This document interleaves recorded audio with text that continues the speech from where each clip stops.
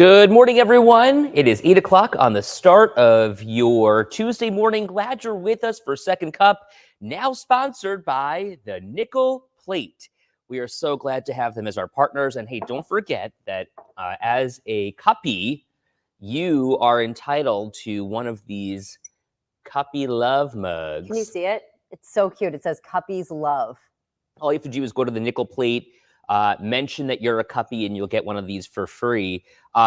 Get there fast. Only the first 100 people. Well, realistically, it was the first 98. Well, because Katie and I have 2. we were the first. So, listen. The next 98. Head there. And actually, Julie McCoy's already got hers. So did Lauren. So did Diane. We're so glad that you guys stopped by. Mm-hmm. You got to go to the Nickel Plate to get one. They are in the Clinton Bailey Farmers Market area inside that old food terminal. We're going to have them live on the air tomorrow. Yeah, we're going to meet them, chit chat with them. They have 50 cups left, which 50 means cups remaining. That half of them are gone, A, but B, so many of you, 48 of you, have already gone to get your mugs. Good job. That's so cool. Oh, that's so exciting. If you got a cup from the Nickel Plate, do us a favor. Take a picture. Send it to me. Send it to Ed. Share it on social. Use the hashtag #SeeItOn7. Maybe we'll put together a little montage. Oh my gosh, love this. Jeanette says she grabbed hers yesterday as well. Do us a favor and do like a cuppy selfie with your mug. Yeah. On Sunday Today, they have this segment called Sunday Mug Shots. Mm-hmm. This is, of course, on NBC, and I know I shouldn't be talking about it, but it doesn't Well, really we'll call it Cuppy's Mug Shots. Yeah. So a little selfie, or even just have somebody take it for you. What I would love to do is see you with your Cuppy's Love. Yes. My mom wants one also, but oh boy, she better hop in the car. Yeah, you got to get here ASAP. Melly says, "Oh my gosh, how are so many gone? We're just hearing about this." Melly, I told you yesterday. Melly, Ed promised me he told everyone yesterday. I did. And 48 are already gone. Which is evidence that they are gone. Linda says, "I'd love one. Stop in to the Nickel Plate." Exactly, Connie. They told us yesterday. Mark says, "Darn, I'm in Saratoga, New York for the next 2 weeks." Well, you know what? Maybe we can ask the Nickel Plate folks tomorrow when they come on the air. Maybe we can get them to produce some more. We'll see. I'm just saying. Depends on how good and how well behaved we all are. Oh, Kathy got hers also. Nice. Okay, so. Dang, you guys. So what'd you do while you were at the Nickel Plate? Let us know. Did you have lunch? Did you grab a cup of coffee? Couple of cocktails? Did you grab a cup of cocktail? Let us know. You know, today is a perfect day for something like this. To have that Cuppy Love mug. Because it's 716 Day, July 16th. And one of our favorite things to do is be on the air with you for Second Cup. It's one of those uniquely Buffalo shows. And we get to kind of talk about whatever we want to talk about, whatever you want to talk about, to hear your voice. And what better day to visit a small business than on 716 Day? It's cool. It's fun. What's your favorite thing about the 716? What's yours? I said that mine was the people. Remember we did this recently? It's coming out today. I know. Okay. Yes. It's okay. We can tell the Cuppies. They're in on it. We did a little video about some of our favorite things. And I said the people, honestly. Mm-hmm. I said access to the water. I love the idea that you can be on Lake Ontario or Lake Erie or swimming in the Niagara River or being in the canal somewhere and enjoying all the restaurants on the water. I think it's so cool. Aaron wondering, do they have cocktails? I'm pretty sure that they sell cocktails, not cocktails, but like. Yeah, they have stuff on tap. Yeah, exactly. Literally. And then they have wine too. Perfect. Jeanette says, they're so awesome. I got one for a cuppy who sent me a photo with her cast on because she had surgery. She insisted I show why she couldn't go get her own cup. And they happily gave one for her. Oh, that's so sweet. Carol, good morning to you. She says Ted's hot dogs are her favorite thing. Aww. Marguerite, though, not in the 716 anymore. She's in the 585 because it used to be 716, but then they switched it. That's okay. Just to get ready because the 716 also extends. Yeah. It extends. Kim, isn't that a little dangerous to swim in the Niagara River? I don't think so. I swim all the time in the Niagara River. Well, and he's swimming like off his boat for the most part. Oh yeah, I'm not going like right. Just maybe we clarify. Okay, yeah. He's going and putting the anchor down somewhere, right? Or floating around and jumping in, swimming, and that way. Yeah. So it's safe when you're like at your boat and you can swim over the boat. No, don't try to swim across the Niagara. Oh God, no. Hey Kev, good morning. He says Paula's Donuts is his favorite part. He loves coming to visit and getting those big, thick donuts. Does he go every time he's here? Oh, 100%. Yeah. Sarah, good morning. Chicken wings and the Buffalo Bills. Duh. Okay, that's obvious, right? I mean, who doesn't love the Bills here? Mm-hmm. Brittany, both are good ones. I traveled to the West Coast people recently, and every time I travel, it gives me gratitude for the people here. Oh, talk about, I think, area codes, 585 and 716. Yeah, well, and also like me saying, that's my favorite thing is the people here. Like I really do think we are very lucky. We've really many people who grew up very down to earth, and I think that that's an important thing. We all kind of get it, Yeah. Bob, BB Classic, sorry, excuse me. I like Freak Bob's Donuts. Where are those? Oh. Howard, Reed's Hot Dogs in Lockport. Been there since the early spot. 60s. Uh-huh. Yeah, see, Shirley? Water access, sports culture, architecture. That's a great point. We do have some pretty unbelievable architecture. Kristen, family and food. Yeah, I love that. Speaks to me. Oh, and your dad gets a peanut butter cream donut. Those are not my favorite. Wow. I don't. That gives me a stomach ache. Freak Bob Kebabs is what BB Classic is then following up and saying. Okay. Anita loves pierogi. Mark says in Saratoga last weekend and for the Belmont Stakes, there are lots of Bills fans and a few water buffaloes there. Love seeing that. Cool. Isn't that so funny? You can go to the airport and see somebody wearing a Bills jersey or a Bills hat, inevitably, wherever you are, that there's always that one person and you're like, oh, go Bills. Yeah. Like you're dying to say that to them. Usually me, like walking through in a Buffalo shirt, like I feel like they're a good shirt to travel in. Oh yeah. They're probably comfortable, super cash. But then, you could be in the most random places and see one too. And you're like, oh my God, you have that commonality with someone. I love that. And don't you love it if you go let's say to have you been to one of those bars at the end of the world, right? The little Caribbean bars where they're, a little tiki hut somewhere and there's dollar bills or stuff like that up. And it says go Bills. Yeah. Things. That's always so much fun to see. My mom saw a Bills fan in Barcelona. See, exactly. I'm telling you, we were in the Mediterranean a couple of years ago, probably 5 or 6 years ago, right before the pandemic. And literally on a cruise ship in the middle of the Mediterranean Sea, God knows where we were at this point. And I see a Buffalo police officer who I know. And then we run into another family who we know. And it was Isn't it funny? How are you from Buffalo in the same place at the same time? It's a small world, man. Sure literally. Is. Though Anita says, I didn't see anyone with Bills or Buffalo gear in Alaska, except for me. Maybe you weren't looking hard enough, Anita. Jeff Baker's got an event for us this weekend. Oh, cool. Porter on the Lake, Saturday. Artificial Hip at 3. National Recording Artist. Oh, JB Aaron. We've done stories with him before. 6 to 6:30.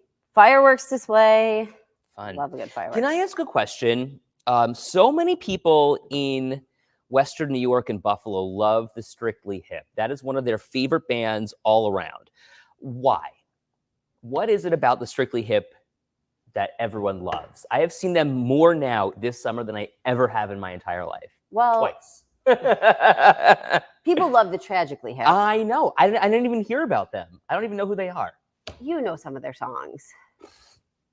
Ahead by a Century. Come on. Sing it. Ahead by a century. No. First thing we climb a tree, and maybe going. then we talk or walk something, or sit silently. No? What's another one? God, I don't know. I mean, I listened to them in high school. I don't know many of their hits off the top of my head, but that one I will never forget because that one's just you are ahead by a century. You wouldn't know it if you heard it. I've never heard it. I gotta be done now. Peter says, I'm not as hip, never heard the music of the Strictly Hip.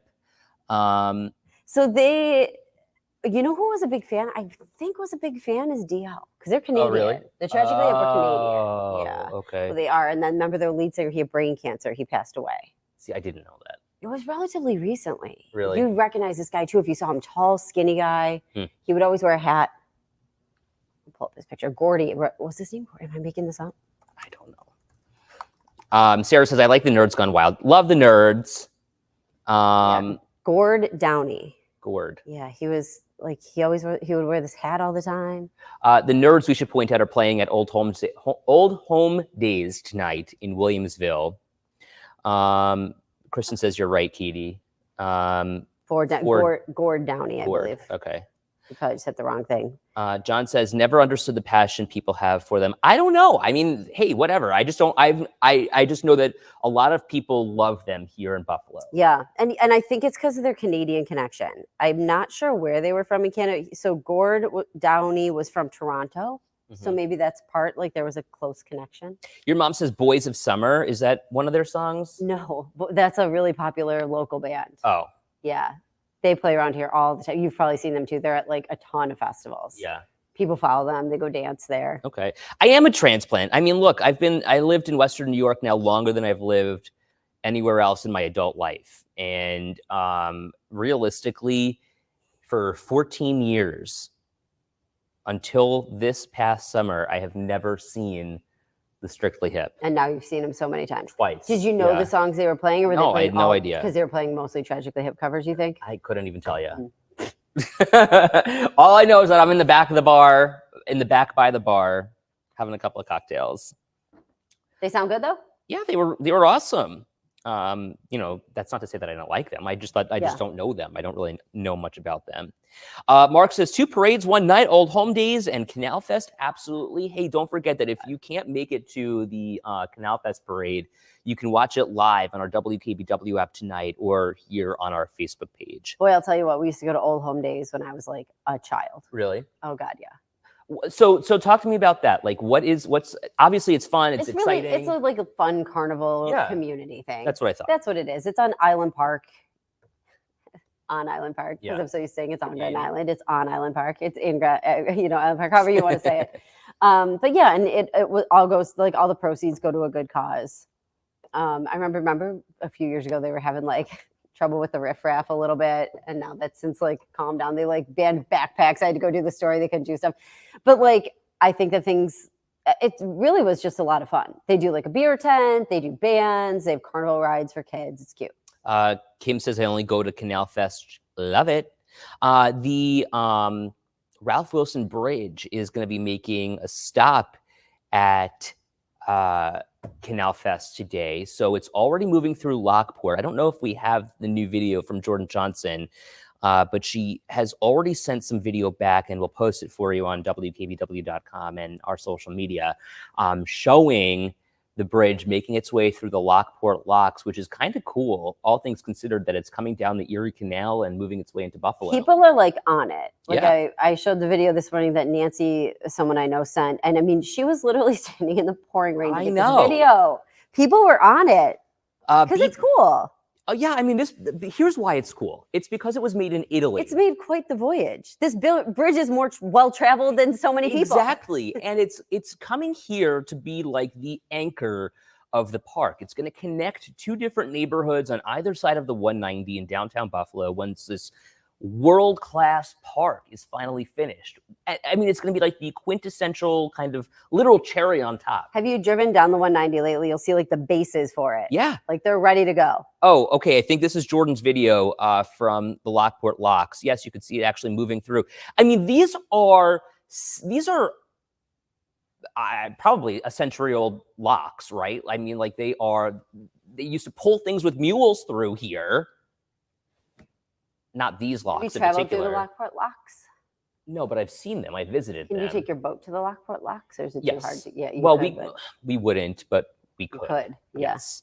I remember that being a field trip as a kid. You'd go to the locks and then you'd like wait while they filled up, and then How you'd cool go. is that? But It's then like 20 minutes of waiting. consider how they're actually going to have to get to downtown Buffalo too. They're going to have to go through another lock, the Black Rock lock. Oh, there's my bud Noah. That's so cool. He's watching completely different television right now. If you're wondering if he's seeing things, no, he's watching another TV that's over in the corner over here. It was on Good Morning America. My buddy Noah Pransky was just on TV. That's so cool. Great guy. Anyway, Kim says, "Oh my gosh, I can't wait for the park to be done. Yes, Katie, it's going to look so nice. So Nancy says right now that's only half the bridge. They have to go back to Rochester to get the other half still. Wow. It's just super cool. I mean, to consider the idea of this European-made bridge coming to Buffalo. I mean, they just went all out for this. Kathy, by the way, I'm with you on this one. Shores in Tonawanda, it is a great spot to sit on the water and have a cocktail. So many of those boaters have their boats docked there. They have very, very good dock attendants who give you the gas. Perfect. At the shores. We have a great time when we go. Okay, let's talk really quickly because I did see somebody talking about the state education department. Let's dig into this one. So I want to talk about that for a second. Okay, so the state education department is asking for feedback now from people about opportunities for girls to play on boys teams and vice versa. And the situation would be this before everybody starts, throwing in comments here. Before the keyboard warrior starts. Before the keyboard warrior starts. So here'd be the situation. Let's say I'm a female hockey player. I've been playing hockey since I was 5. I go to high school. My high school doesn't have a girls hockey team, but they have a boys hockey team. This would allow me to try out for the boys team and possibly play. It would also allow you say that there was a girls soccer team and a boys soccer team. If you wanted to play on the boys team, it would allow you to try out and allow you to be part of that team. Maybe you want to try, to playing with the boys. Yeah, go that route. So you a tough girl. I don't hate the idea of I just feel like it opens up more opportunities for students. Like if you're really good at something, wrestling, you mentioned wrestling. Right, because remember Trista Blaze from Lancaster, she wanted to play, she wanted to wrestle. And frankly, there was only one team. It's the boys wrestling team. Right. And your school's probably going to have a really hard time starting a girls wrestling team right off the bat just for you to be able to wrestle. That said, Buff State is doing something similar, but in high school right now, these decisions are made on the local level. So if you have a child who wanted to play on the boys team, for instance, a girl who wanted to play on the boys team, that decision would be coming down from either the coaches, the superintendent, the principal. It's made on a district level.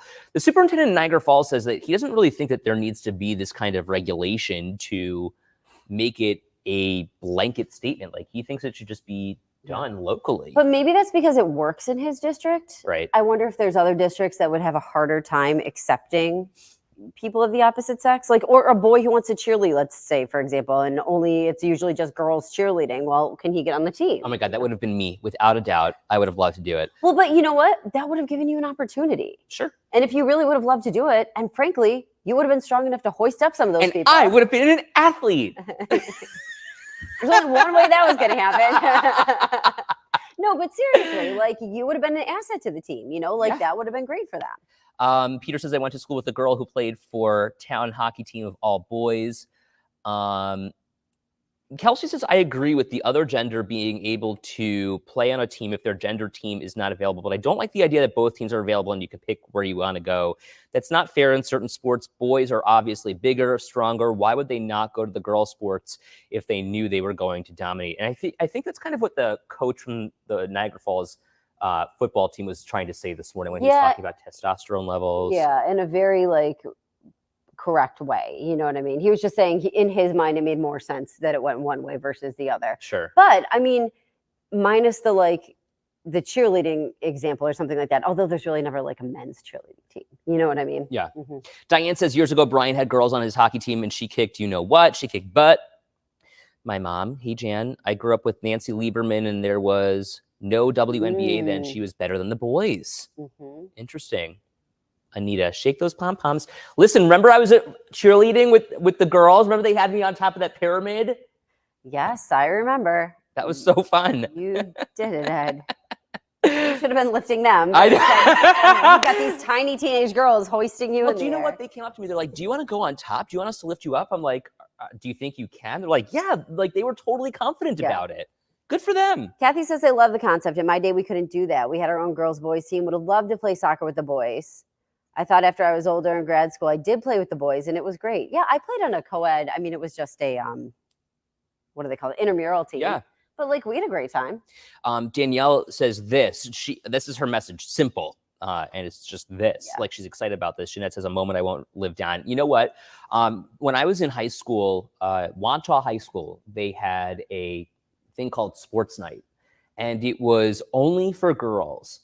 And the reason why it existed was because for so long, traditionally, of course, in the 50s and 60s, there were no female teams. There were no sports for females.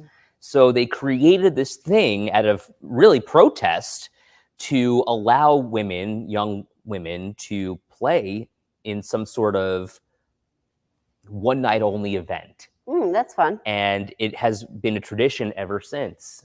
And it's lasted many decades. Love it. Marguerite says, thank goodness they didn't drop you. No kidding. So anyways, the state ed department is looking for comments on that. One more thing I really did quickly want to mention is just a story that I did today. You can check it out right now on our website, but there's this art studio. It's up in Lockport, but they technically serve a lot of rural Niagara County. So part of the reason why I did the story is because right now they're having a little bit of a difficult time because they run these programs for kids in these rural districts. I'm talking like Roy Hart, Newfane, Lockport. And they bus them after school to this art program. And a lot of kids, like this kid I talked to, his name was Bryson. He said like, this is his place. Like he didn't have a lot to do after school. He would really go home and kind of just like hang out until his parents came home. This gave him something to do after school. Not a big sports guy, but like loves this art program. So the woman who directs it needs, I didn't even think it's that much money to run these programs. It's $6,700 for like a semester. So fall or spring. She still needs $5,000 for the fall, because she said it's just been harder to get grants lately. Yeah. And so she's looking for donations. There's also a chalk walk in Lockport on Saturday. I know, it sounds fun. And the kids are going to be doing art, and there's going to be all different kinds of things going on. So that's a big fundraiser for them too. So I just wanted to mention that in case anybody wants to check it out and help out. Do you know what? It is so important for every child to have something to do after school. And yeah. But when you're living in rural, kind of out of different rural areas. Yeah, out of urban areas. Even people who live in urban areas don't necessarily have ways to stay active. But the kids who live in rural areas, I think, are at a disadvantage more so than others, because everything's such a distance. Absolutely. And transportation adds that much more of a complication. So, and they were saying, like, listen, a lot of the parents are working or they have one car. They can't get the kids to and from. So it's so important. That's what part of this money would go to, that they're trying to raise, would be busing these kids from school there. And then they end most of the schools most of the programs after 6 p.m. so mom and dad can get out of work and go get everybody. The link to Katie's story is here in the comments. So if you want to check it out, or if you want to help them out, they've got information in that story. I thought it was so interesting that you mentioned that they were having a hard time getting grants, because I feel like there are so many opportunities out there, and I would love like somebody just to step up. I also think when we think about it, like I'm thinking like some of the big donors in our area, I don't know, the banks, the big companies, things like that we see stepping up for some of these things. Like this might not be that much money to them, but it means a lot for this organization. I got to tell you too, I came back and I told Paul that night when I interviewed this kid Bryson, I was like, I interviewed the nicest teenager today. Because how sometimes teenagers can be like tough to interview a little bit. It's just on occasion, but he was so kind. Yeah, he's so nice. Seemed really nice. And he just loves this program. It's a good thing for him to do. And, it's a good thing for kids to get involved in. Kim says there is not enough for kids to do here either. Yes, sports, but that's about it. I mean, look, when I think about kids on the East Side in particular, we have the same transportation issues. We have the same lack of, structure in some cases. But I think if we take the opportunity to kind of move outside of these areas, then we see what's around and perhaps what needs some help. Well, even this dad said, at least in the city, there's bus transportation. Correct. Like you could take a city bus. He's like, we don't even have that opportunity, because I talked to his dad as well. He's like, it just doesn't exist here. Right. He's like, and you move to this rural area, like this is going to be a great place to raise my family. Land. Right. And then you kind of struggle to get your kids involved in stuff just because it's hard to get places. Interesting what Howard is saying. Rural kids learn ways to entertain themselves, like farm work, being responsible, doing chores. Maybe some of them. Do you know what Russell says he used to do? Russell, oh my gosh. So you better tell us quickly. Okay. He used to put pennies on the train tracks behind their house and have the train go over the train track and over the penny and flatten the penny. Or big day for Russ. He got a four-wheeler that his father would have killed him if he knew that he was doing that. I mean, like, here I am. I'm like, I'm going to be the class president. And he's playing with four-wheelers. Big pennies on train tracks. Oh, Jeanette says she did the penny thing too. Watch your Oh my fingers, gosh. everybody. All right, we got to run. We'll see you guys tomorrow.